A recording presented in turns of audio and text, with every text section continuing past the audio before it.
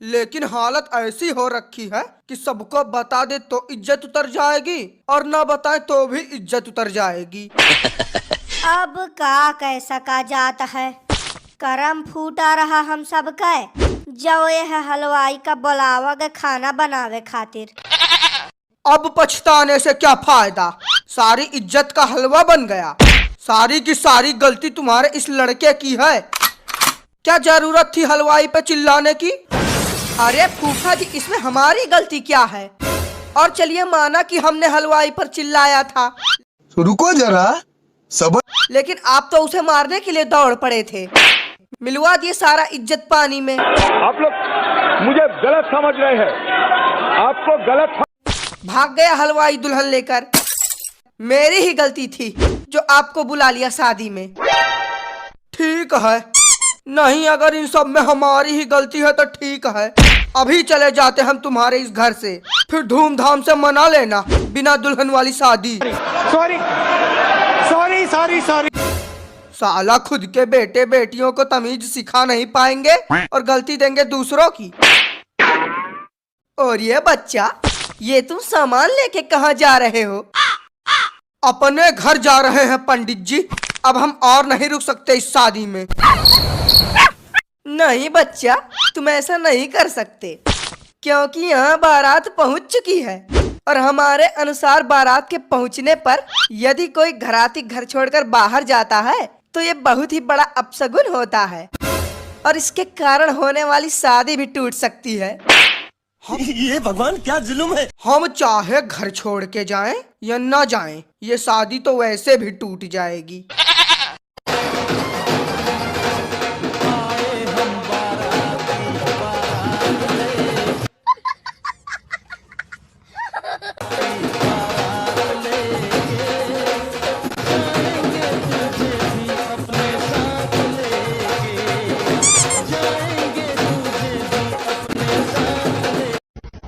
कौन है ये लोग,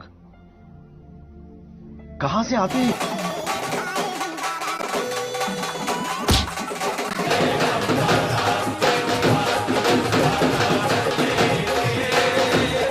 अरे बच्चा, अब यही खड़े ना रहो, अंदर चल के बारातियों के स्वागत की तैयारी करो और खाने का कार्यक्रम चालू करवाओ।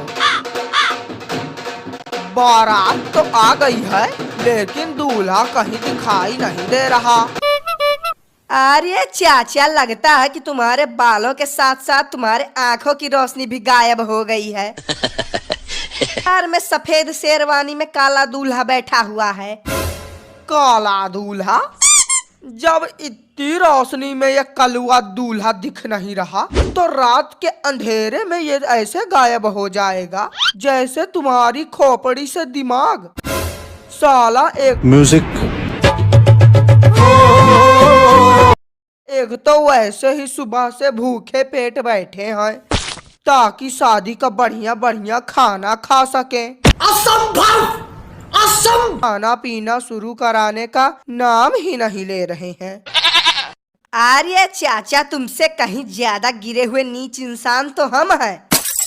अरे हमें तो न्योता भी नहीं मिला है शादी का, फिर भी हम 1 घंटे से बैठकर खाने की सुगंध ले रहे हैं। बस एक बार खाना शुरू हो जाए ना तो इस तरह से खाऊंगा जैसे दीमक लकड़ी को खाती है। अरे हम तो गरीब हैं। चलो, मंडप तैयार है, ये महाविद्वान पंडित भी तैयार है। बस एक बार दूल्हा और दुल्हन तैयार होके आ जाएं, उसके बाद शादी करा के मुंह मांगी दक्षिणा लूंगा। अरे ओ सफेद बाल वाले बच्चा, जरा यहाँ आना। जाओ दुल्हन के पिता से कहो कि दुल्हन को तैयार करके मंडप में भेजे, शादी के मुहूर्त का समय निकला जा रहा है। नहीं पंडित जी, नहीं पंडित जी, नहीं पंडित जी, भले ही ये शादी ना हो, भले ही मुझे पता है कि दुल्हन हलवाई के साथ भाग गई है। क्या दुल्हन हलवाई के साथ भाग गई है?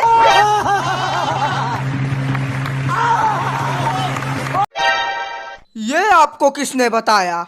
अभी तुम्ही ने तो कहा कि दुल्हन हलवाई के साथ भाग गई है। अरे नहीं पंडित जी, लगता है कि आपने कुछ गलत सुना है। हमने तो ये कहा है कि भले ही दुल्हन हलवाई को अपना भाई मानती है। हमने गलत सुना है? इतना गलत कैसे सुन लिया हमने? तू समझा? हाँ। नहीं, तू समझा नहीं। ने पंडित जी, हमें लगता है कि आपने अपना चश्मा नहीं लगा रखा, इसीलिए शायद आपको गलत सुनाई दे रहा होगा।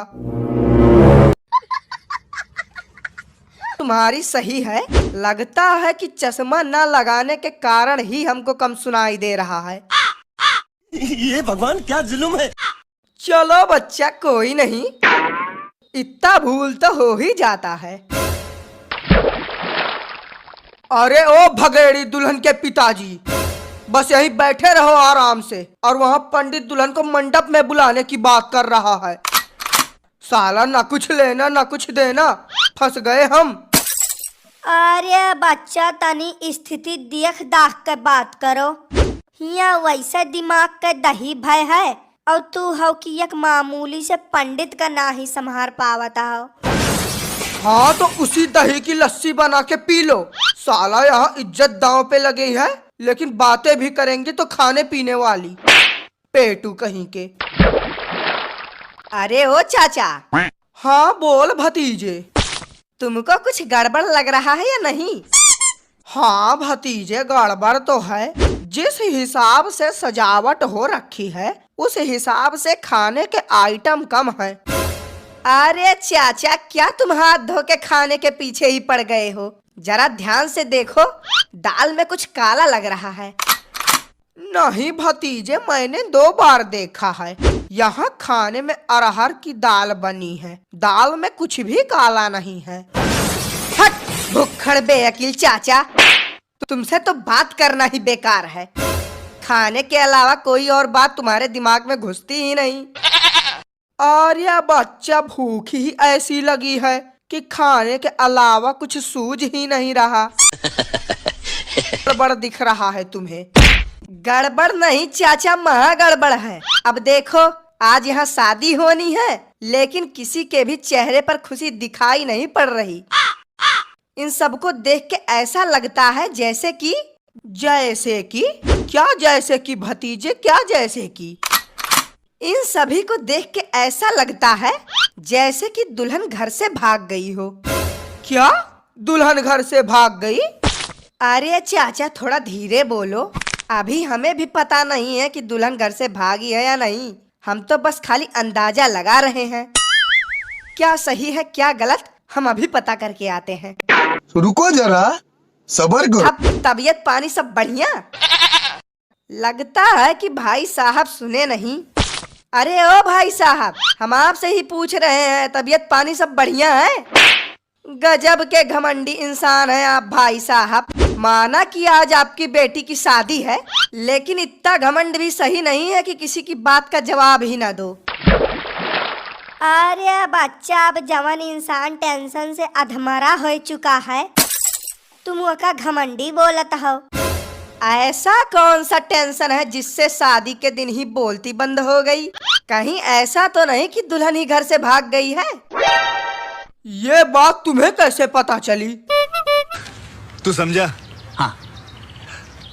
नहीं, तू समझा नहीं। कौन सी बात? यही बात कि दुल्हन घर से भाग गई है।